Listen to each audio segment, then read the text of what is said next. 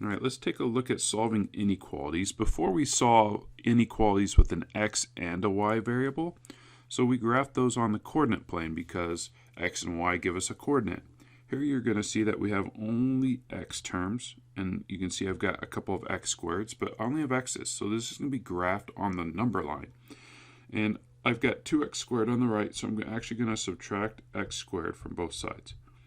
I'm going to move everything over to the right side here. So this gives me 3x plus 10 is greater than or equal to x squared minus 44.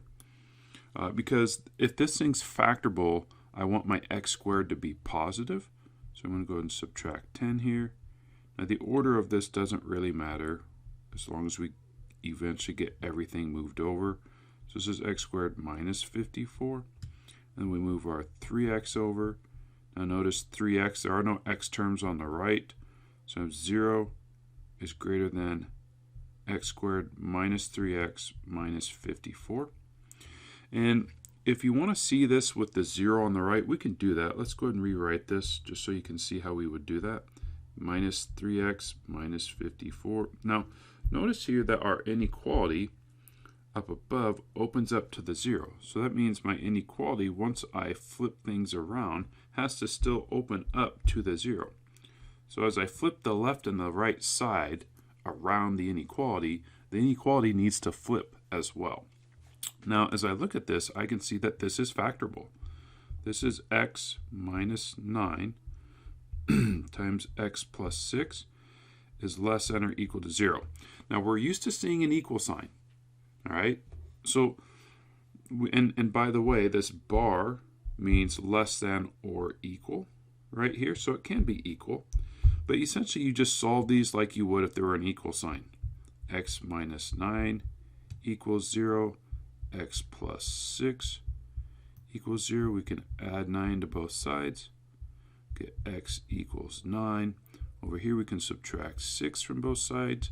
We get x equals negative 6. Now, as I mentioned, we're on the number line. So let's go ahead and graph our number line. I know that somewhere down here I've got negative 6. Somewhere over here I've got 9. Now, somewhere in the middle is going to be 0. So let's go ahead and put 0 on here. Now, keep in mind this is less than or equal.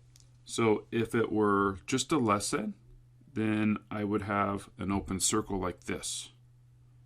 However, the bar underneath means we have to include these points. So these at negative 6 and at positive 9 will be filled in.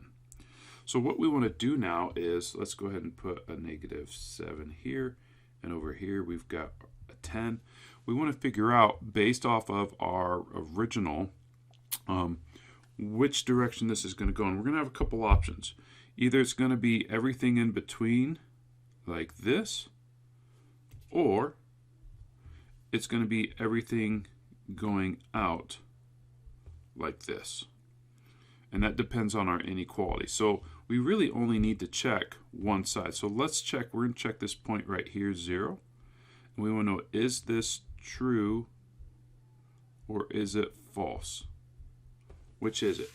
So we plug it back into our original inequality, which is x squared plus 3x plus 10 is greater than or equal to 2 times 0 squared minus 44. We always like to try and choose 0 if we can, because you'll see it clears out most of our inequalities. So question is 10 greater than or equal to negative 44? Keep in mind, negative 44 is way down here somewhere. Oops. And so negative 44 is way down here, and positive 10, well, we can see that on our number line right here. And so 10 is greater than, so when we plug in 0, this becomes true. So what that means is between these two coordinates, this spot right here is true. All right, so we want to make sure that, so what this means is everything, including negative 6, all the way up to number 9, to the number 9, if we plug those values into our original inequality, it will be true. Those are all of our solutions. So negative 6 is an answer, negative 5 is an answer, 0 is an answer, 5 is an answer. 8 is an answer. I could even do like right here at 8.9 because that's still within the shaded region, and that would also be an answer as well. So our graph, our number line, basically looks like this, where we have closed points at -6 and at 9, again because of the bar. This is because of the bar right here in our inequality, and that's our graph. So once we have our number line graph, we then need to express our range. So from -6, x is greater than or equal to -6, but it's less than or equal to 9. This would be one way we could write it. This would be writing it as a compound inequality, or we could write it in interval notation. And so in interval notation, if it's closed, we use brackets. If it were open, we would use a parentheses like this, but we're going to use brackets. So from -6, comma, to +9, the brackets include that. So you could use either or. So you could use option 1, you could use option 2, right? Either of these is how you could express it without the number line, and then we have our number line below it. All right, so that would be your final solution. Either the number line graph if you're asked to show it on a number line, or to express it you would use option 1 or 2 here. All right, here we have another quadratic. This is an inequality. Whether it's an inequality or an equation, we still get everything over to one side. So let's go ahead and start that process. We can add 2x to both sides, and we get 3x squared plus 2x is greater than 1. So then we can subtract 1. And we get 3x squared plus 2x minus 1 is greater than 0. So we want to try and factor this, and we can see it's 3x squared. So it has to be a 3x and an x out front in our factors, and I have a +1 and -1. Now keep in mind I have to get a +2 in the middle. This is just a little bit of guess and check once you get good at this. So I double check, and yes, this does work out okay. And so now we can go ahead, and I do have my inequality here, which is greater than, but we set them equal as we solve. So 3x minus 1 equals 0, and we're doing x plus 1 equals 0. So add 1 to both sides. We get 3x equals 1 divided by 3, and we see here that x equals 1/3. And over here we subtract 1 from both sides, and we get x equals -1. So as we look at a number line, let's go ahead and move this further down. As we look at a number line here, I need -1. I also need, let's do 0, and let's do +1. And then we're going to put right here is going to be 1/3. Now, what I want you to notice is for our inequality, we have a less than symbol or greater than. There is no bar. So this is a greater than symbol. There is no bar. So what that means is that my point at -1 right here, and my point at 1/3, which is right here, that will be open because it doesn't equal these points. So we keep these open, and again, we've got two options. It'll either be everything in between, like this, or it will be everything going out and away. All right, and so we need to figure that out, and how we do that is we choose a point on our number line. And again, anytime you can use 0, use 0. So is this true or is it false when we substitute this into our inequality? So our original inequality was 3. Let's go ahead and go 3x. We're plugging in 0 for x, 3x squared, greater than -2 times 0 plus 1. So again, wherever there's a 0, 0 times anything is 0. That's why we choose 0. Is 0 greater than 1? And this is, let's see, true or false? Is 0 greater than 1? We know 1 is greater than 0. So this is a false statement.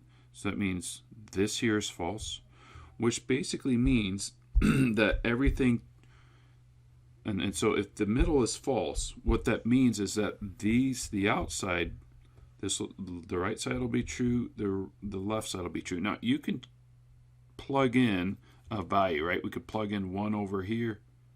Over here we could also plug in -2, and you'll see that that works out. But what we end up with is basically this, where everything to the right of 1/3 and everything to the left, everything less than -1. So now what we need to do is we need to write, so we have our number line, which is a little messy, but at 1, it's open, and we have everything less than -1, but not including -1.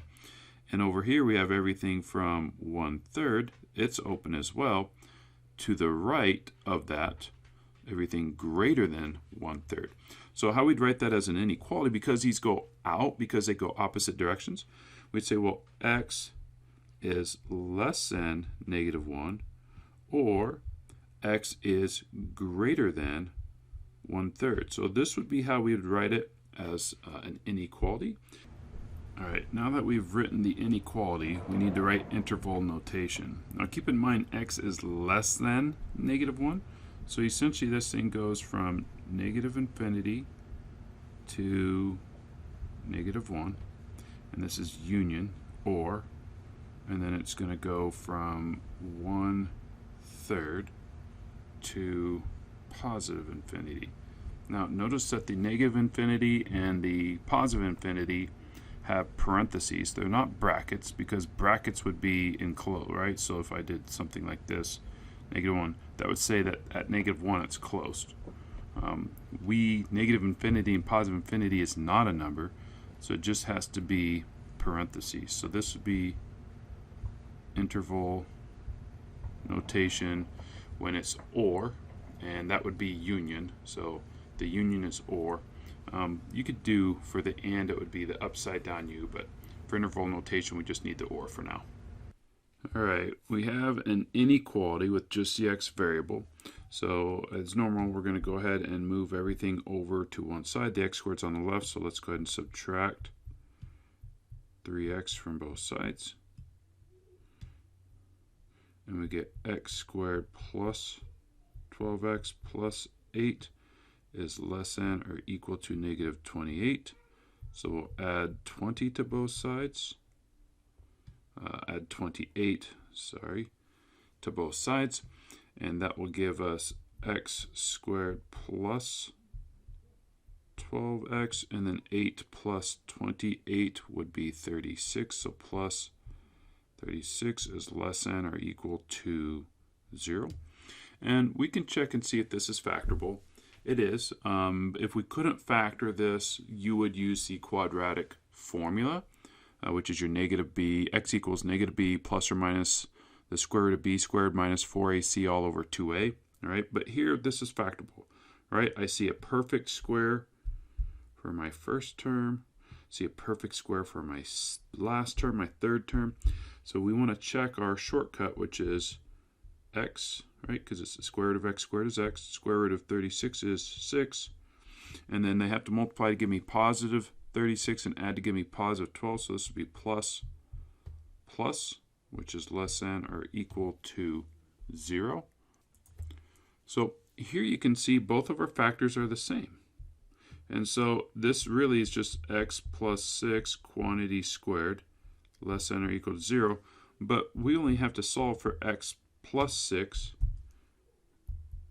equals 0. So we subtract 6 from both sides, and we get x equals -6.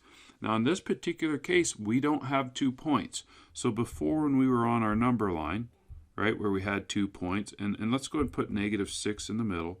Over here I'll put 0, and I'll put, I don't know, -10 out here as we look at this thing. And this is a a less than or equal to bar, right? Right here we have less than or equal. So if I were doing a number line, there were 2 points, I would be at -6, and this would be closed because it has the bar. It also includes -6.